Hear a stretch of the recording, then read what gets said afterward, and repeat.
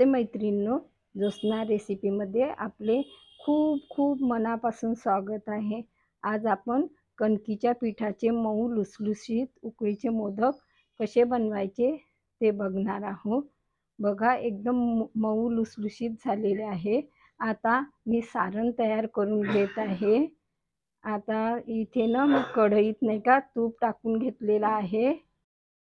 आधी सारण बनवून घेऊया म्हणून मी ना कढईत तूप टाकून घेतलेला आहे आणि हा खोबरा किस घेतलेला आहे। तुम्ही ओल्या नारळाचा चव पण घेऊ शकता।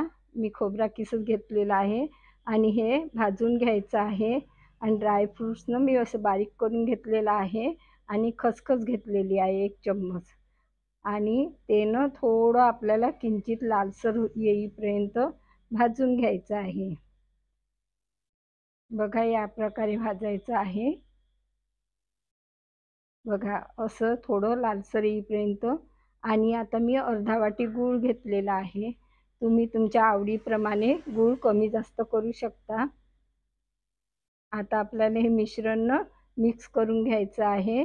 जास्त शिजवायचे नाही, जास्त शिजवल्यानंतर ना हे कडक येतं, म्हणून ना ते साधारण गूळ पातळ होईपर्यंत शिजवायचं।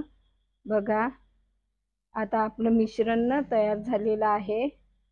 आता मी 1 चम्मच ना त्यात तूप टाकून घेते आणि ते पुन्हा ढवळून घ्यायचं आहे।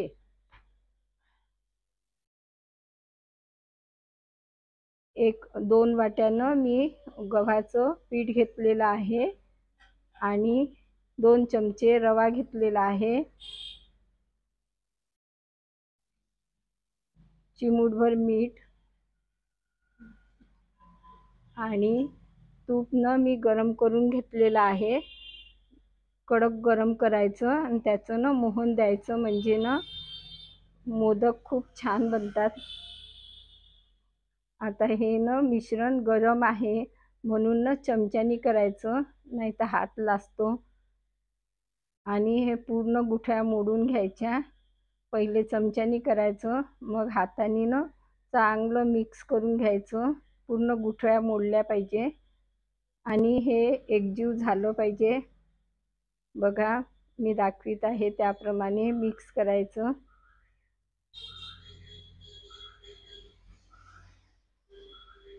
बघा, मिश्रण तयार झालेलं आहे। आता थोडं थोडं पाणी टाकून ना हे याचा डो तयार करून घ्यायचा। एका वेळेला पाणी टाकायचं नाही, नाहीतर पातळ होतं। थोडं थोडं टाकायचं अंदाज घेऊन।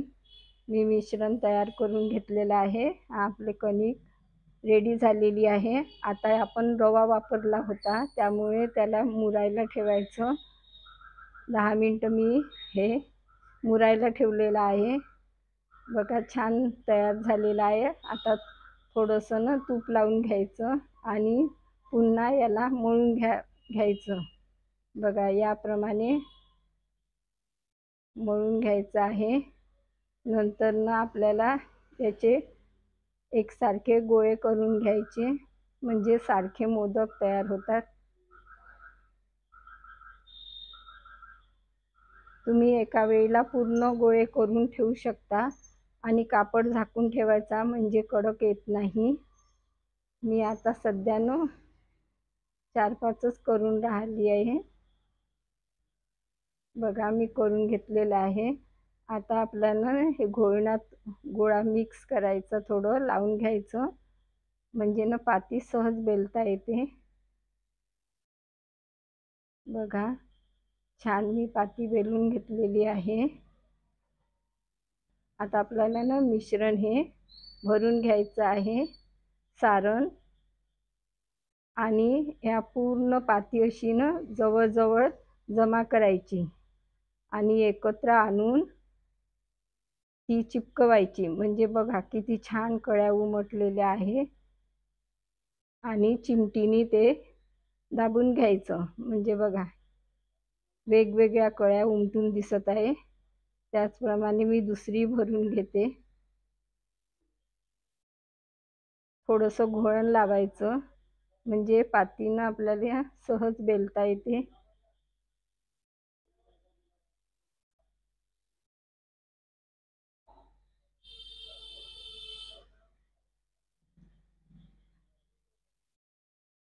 बघा पाती तयार झालेली आहे।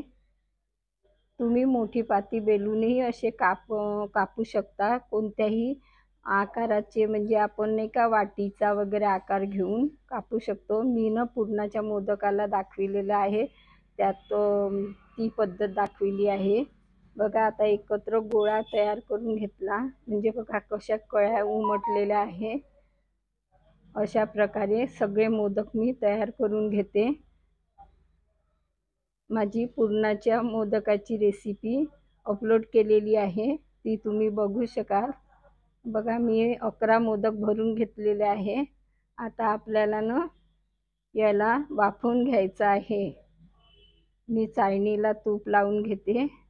तूप व्यवस्थित लावून घ्यायचं, म्हणजे ना हे मोदक चिकटत नाही आणि हे सगळे मोदक त्यात व्यवस्थित ठेवून घ्यायचे चाळणीमध्ये।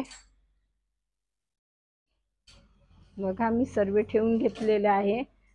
एक लक्षात ठेवायचं, पाणी उकळल्यानंतरच चाळणी ठेवायची, अगोदर ठेवायची नाही, नाहीतर मोदक न असे चिकट होतात, व्यवस्थित होत नाही। आता 20 मिनिटापर्यंत मी न वाफवून घेतलेले आहे। बघा मोदकाचा कलर चेंज झाला तेव्हा समजायचे की आपले मोदक रेडी झालेले आहे। आता मी एक प्लेट ठेवून घेतली, त्याच्यावर चाळणी ठेवलेली आहे, म्हणजे वाफ ही चाळणीतून निघू शकते। बघा थोडे थंड झालेले आहे। आता दुसऱ्या प्लेटमध्ये काढून घेते। मऊ लुसलुशीत असे अगदी सुंदर मोदक तयार झालेले आहे। कशी वाटली तुम्हाला माझी पद्धत? नक्की ट्राय करा।